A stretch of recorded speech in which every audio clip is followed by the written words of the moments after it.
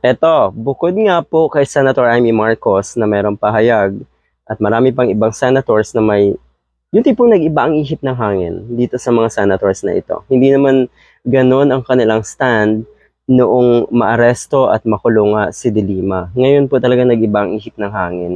Anong ginagawa nyo? Ano nangyayari sa inyo? 'Di ba? Katulad nga po nito si Senator Grace po. Ang sabi niya, 7 years of incarceration is long and arduous. Totoo yon. At ang nakakabilib dyan, nalagpasan ni Senator De Lima yung napakaraming pagsubok sa kanyang detention center. Sa detention center, naandyan na siya ay inatake, naandyan na siya ay na-hostage, pero ang pinakamahirap dyan, yung alam niya sa sarili niya na wala siyang kasalanan, pero nagdurusa siya. Ang mas mahirap doon kung merong paghihiganti ang isang De Lima, yun yung mas mahirap na feeling eh.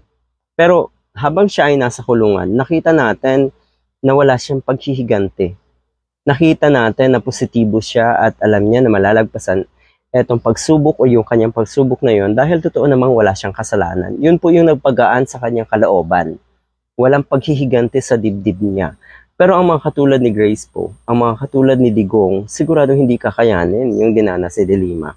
Kaya naku po, pasalamat kayo. At sigurado darating ang panahon, okay, kung hindi kayo umayos, ay talagang mararanasan nyo rin yan. At ulitin ko, hindi niya talaga kakayanin. Promise. Yun yung pinaka nakakabilib sa nangyari kay De Lima. Bakit ko nabanggit anong si Grace po? Kasi nag-iiba or iba na ngayon yung kanyang stand. Yun nga, bago siya or bago makulong at maaresto nga itong si De Lima, kakaiba eh. Wala kang makikitang pagsuporta sa mga katulad ni Grace po. Sinuportahan pa niya, okay, na matanggal si Senator De Lima sa isang or sa isang komite sa Senado. Okay? Na ang ibig sabihin, abay, talaga lang. Tapos ngayon gusto mong o nagpapakita ka ng suporta.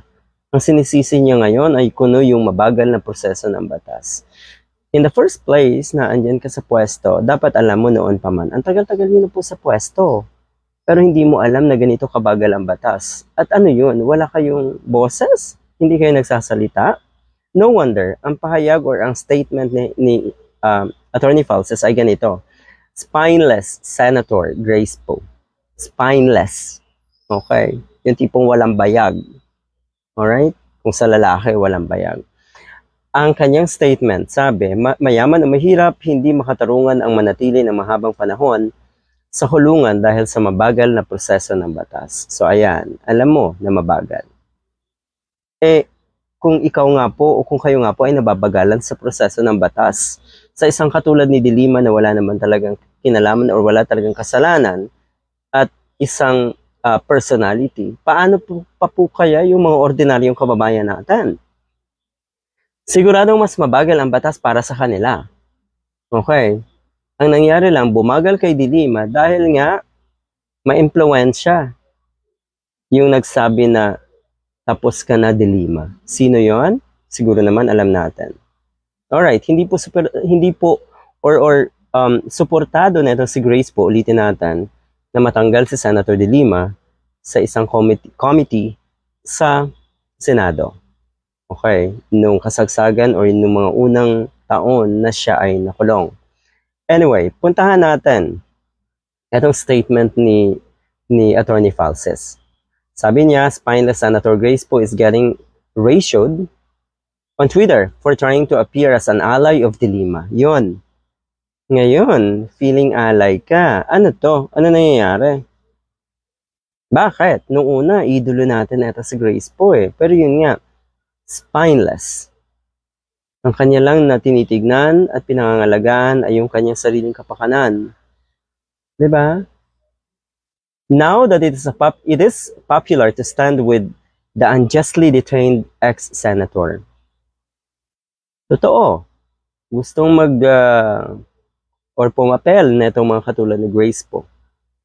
Yan ang nangyayari po ngayon. Hindi lang po si Grace po na andyan din si Roque at marami pang iba na kung titignan mo, abay tuwan-tuwa nung makulong at makasuhan nga sa Senator De Lima. Tuwan-tuwa. Bakit? Nga naman, pag ikaw ay natuwa, ay matutuwa din sa inyo yung mga puon ninyo. Ganun ba yan?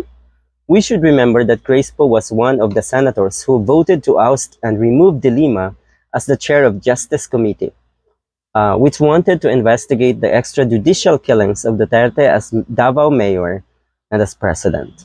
Yan. Ito naman yun eh. Ito yung pinagmula ng paghihigante na itong si Duterte. Mapaghigante ang mga katulad ang mga Duterte. Totoo yun. Kaya hindi tahimik ang kanilang buhay. Puro puot at paghihigante ang nasa dibdib ng mga yan. Promise. Tapos, inidolo ng mga kababayan natin. No wonder. We remain this poor as a country. Dahil sa inyong pagmamaang-maangan at sa pagpapauton nyo. Alright.